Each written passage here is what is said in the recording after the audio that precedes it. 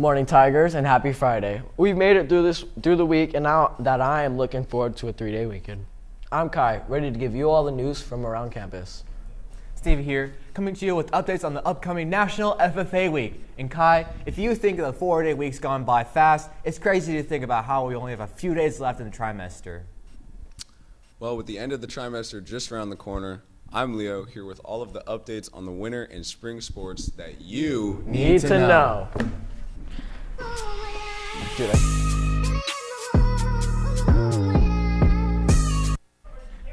Tigers, sign up to be a volunteer at the Teen Dance on Saturday, February 24th. The planning event is today. Sign up to volunteer with the QR code on screen if you're interested. Get those volunteer hours in and give back to our community.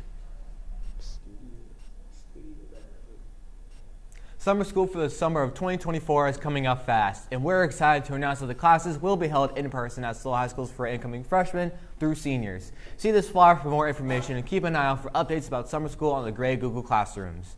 Also, being offered over the summer are asynchronous Quest to College virtual courses through the dual enrollment program between Quest to College and SLO High School. There are still many remaining scholarships to apply for. Check out the new the scholarship newsletter labeled Class of 2024 Scholarship Newsletter. That is edited regularly. Speaking of scholarships and college, in a moment we will head over to Camilo for more on this topic. Remember that you can't be awarded a scholarship without applying. Good luck, seniors. As you have heard throughout the year on TNN, our seniors have been busy applying to colleges and scholarships. My name is Camilo Baltodano, and I wanted to check in with some of our seniors and staff members about how they are feeling as college decisions begin to roll in and scholarship application windows close. Over the past few years, the amount of students applying to colleges and scholarships has increased dramatically, leading to a more stressful and competitive application process. Now versus, let's say, before COVID, is that kids are applying to a lot more schools. It used to be kids applied to like 6 to 8 schools, and now it's very common for me to hear kids are applying to 12 to 15 schools. Our seniors have applied to a bunch of colleges and continue to stay busy with the FAFSA and applying to numerous scholarships. To like 10 schools and I think over 20 scholarships. I applied to around 12 schools and wait, what was the other one? scholarships. How many scholarships? I think I applied to 15 scholarships. To 17 schools, and I'm still not done with scholarships, so I don't know. For all of our juniors out there, it is important to stay on top of your application deadlines, ask for help when needed, and get started early. The biggest piece of advice is to do what you can do when you're growing up in high school, to be independent, to get a job, to do community service, to show some leadership. Don't let your parents do your homework. Take charge of yourself, and that will come through on your application. Is reach out to your counselors and your teachers and your family and everybody, your friends. Like, get as much help from everybody else as you're doing it, just because it's easier to do things with other people. Like, you don't need to be alone in the process. People with like spreadsheets with everything, with all the due dates and like how much everything would cost and the importance of like what schools they wanted to go to. And I think that would have been helpful if I did that. Good luck to all of our seniors with their college and scholarship applications. If you need help, feel free to talk to Mrs. Martin in the College and Career Center. She will be more than happy to provide assistance. Good luck, Tigers.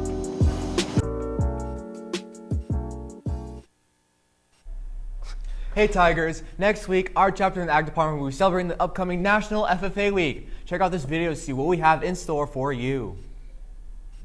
Is one of the largest youth leadership organizations in the country. With almost 1 million members nationwide and 100,000 in California alone, it's important to recognize our program through National FFA Week. This week, we're celebrating with students from across the country. It is a time in which chapters all around the nation promote FFA as a premier leadership program and inform others about agriculture education. Here's what some of our students have to say about their classes. My favorite ag class is definitely ag systems management. We learn a lot about different career pathways, which is really cool, and we do a lot of field trips, so we get to learn about a lot of hands-on, and we have multiple guest speakers that come in and talk about different things, so it's really cool to learn about all those things. It's a really fun class overall. Animal science is a super fun and interactive class, and it's very hands-on, which I like, and we get to go up to the farm and learn how to work with animals, and it's really great. My favorite ag class is Ag Bio. We did a seed investigation lab where we got to pick our own independent and dependent variable. It was really fun. My favorite part about Ag Chem is not only playing with the dogs, but doing a lot of hands-on experiences like SAE projects and hot air balloon experiments. FFA also goes beyond the classroom through all of our career development event skills teams, public speaking contests, leadership conferences, and so much more. My favorite part about competing on our chapter's parliamentary procedure team is getting to travel all around the state of California with my friends, and we get to become better public speakers and debaters in the process. My favorite part about FFA is getting to attend different leadership conferences such as ALA, where I got to meet a ton of different people from across the state and our chapter. Are you interested in taking ag classes in the future? Here are some tips that can help you for next year's classes. Some advice that I give new FFA members is to not be afraid to reach out to the people around you and use the resources that have been made available. Something I really enjoy about these ag classes is how there are so many different opportunities for you to get hands-on experience, and one of those ways is our top-notch tiger grooming, where we work with many different dogs, bathing and brushing and grooming them. All of our students are proud to be in FFA. Here's why. I am really proud to be part of the FFA and have the opportunity to raise an animal for the fair because I did not come from an agricultural background, and it's just such an amazing opportunity. Something I'm proud of in FFA is my membership on the Parley Pro team. It's a debate team where we have really formal topics, and it's a lot of government type stuff. Make sure to tune in to TNN every day to see the ag fact of the day and what's going on in the ag department. Happy FFA Week! Tigers, now is the perfect time to get your yearbook ordered. Check out this video about the yearbook and order benefits. Man, I'm really craving some boba. Boba, you bought your yearbook, right? That means you're eligible to win a raffle ticket for Cafe Crepe de Slow. Your winnings are announced on TNN. Huh. Oh, wow, I won! So when are they going to get me my gift card? Your gift card will be delivered to you during class. Congratulations on winning. Oh my god, thanks. I'm going to go to Cafe Crepes right after school. You want to come with? Totally.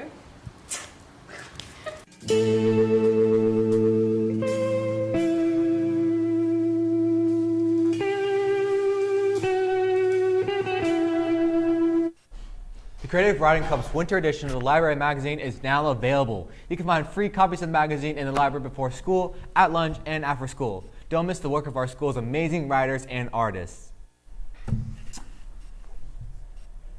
Now, Leo will deliver you the sports. Good job, guys.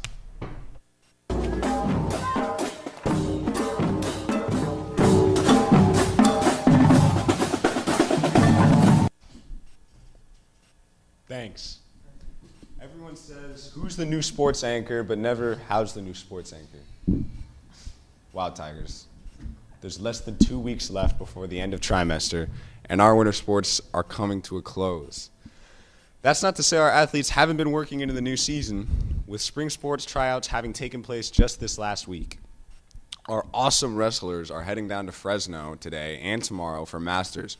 Boys soccer is having a CIF game at 6 o'clock today, and girls basketball is too. Wish them good luck. Remember, get down to tryouts, Tigers. Here's something in place of sports for you. Where does a snowman get the weather report? The Winternet. Let the snow melt and head on over to Stevie and Kai with your lunch and your day in U.S. history.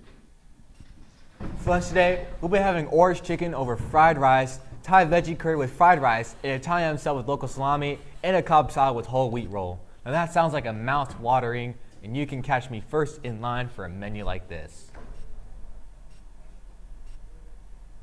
And on this day in U.S. history, we celebrate the 2 birthdays of 2 iconic pop culture moguls. On February 16th in 1957, LeVar Burton was born. Burton had a starring role on the 1980s TV miniseries Roots, as well as Star Trek, but he's probably most notable to many of your